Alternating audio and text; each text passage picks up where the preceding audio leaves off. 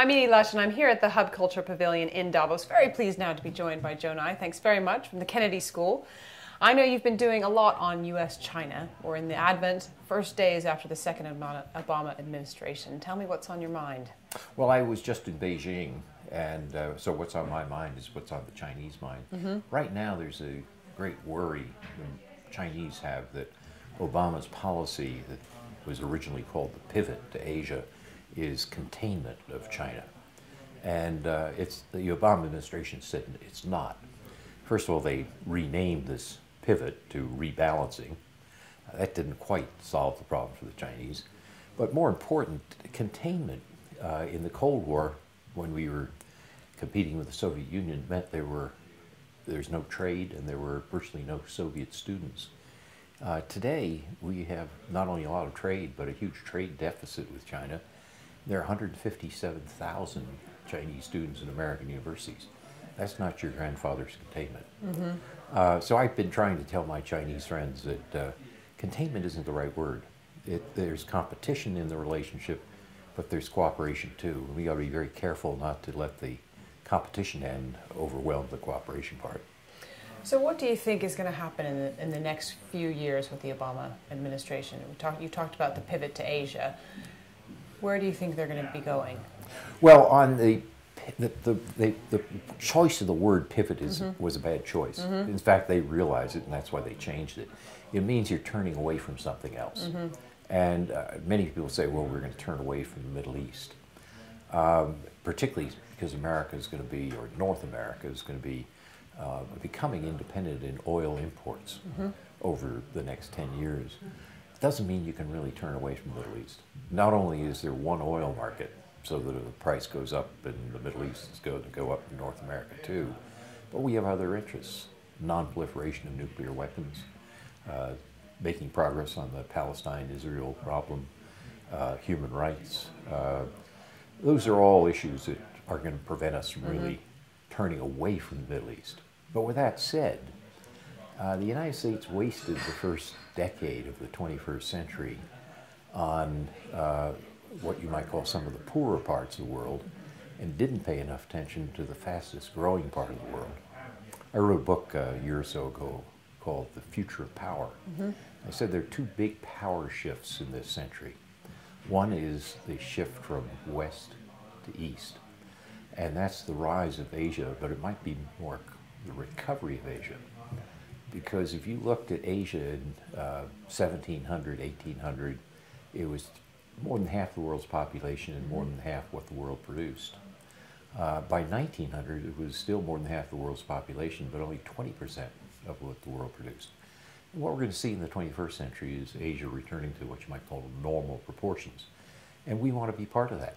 That's the growth sector of the world economy, and that's going to have benefits for the American economy. That's, I think, what Obama's really after. So I'm really interested in this, and I had one of the partners for Asia Pacific from Boston Consulting Group, and he was also referring back to the 1800s and saying, we're kind of revisiting this. Also been a lot of discussion about, you know, when I was at graduate school at Yale, and I read The Rise and Fall of Great Powers. My friend Paul Kennedy. Right, exactly.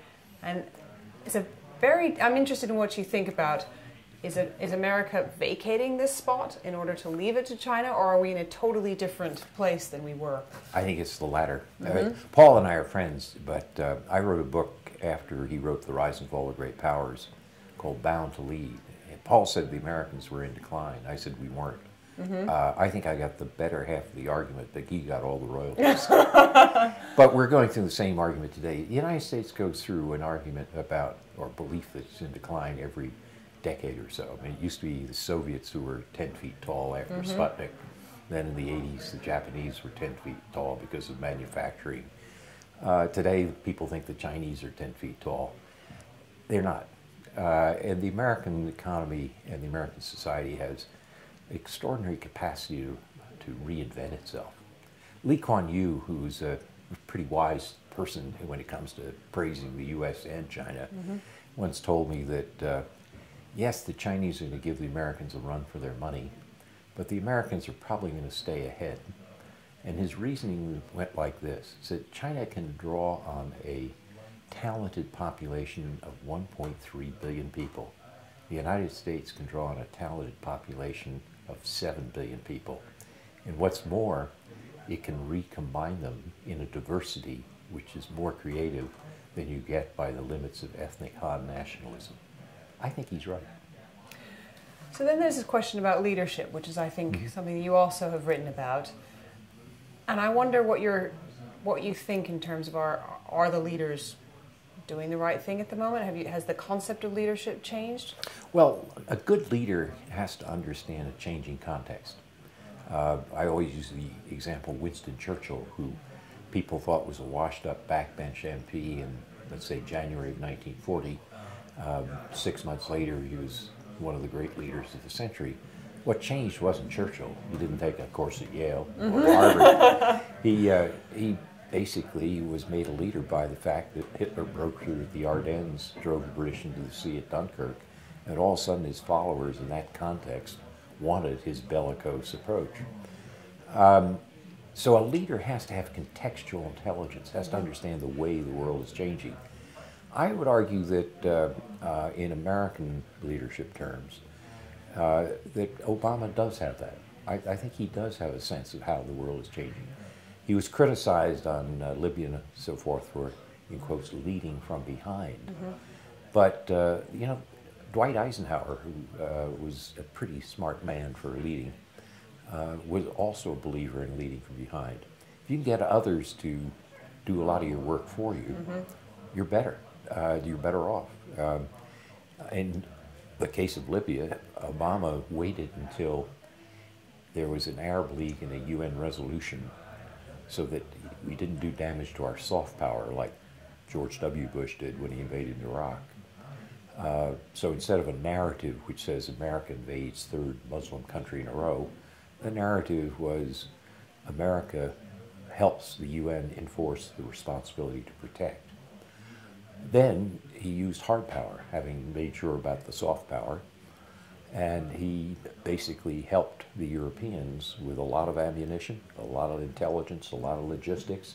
But he said to the Europeans, look, this is your backyard. You got to take the lead. And it worked. I would say that's good contextual intelligence and actually good leadership. I wonder what you think of David Cameron's speech recently, because I live in the UK, and there's a lot of discussion about what happens to the UK now, in or out of Europe. We're going to have a referendum, it seems. Any advice?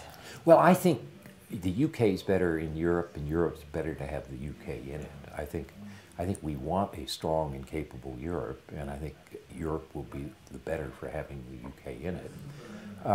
US and UK will always be friends. Language and culture keep us together. But I do think that the UK is more important in Europe than outside of Europe. So I would clearly come down on stay in. Now the interesting question tactically is, what was Cameron up to?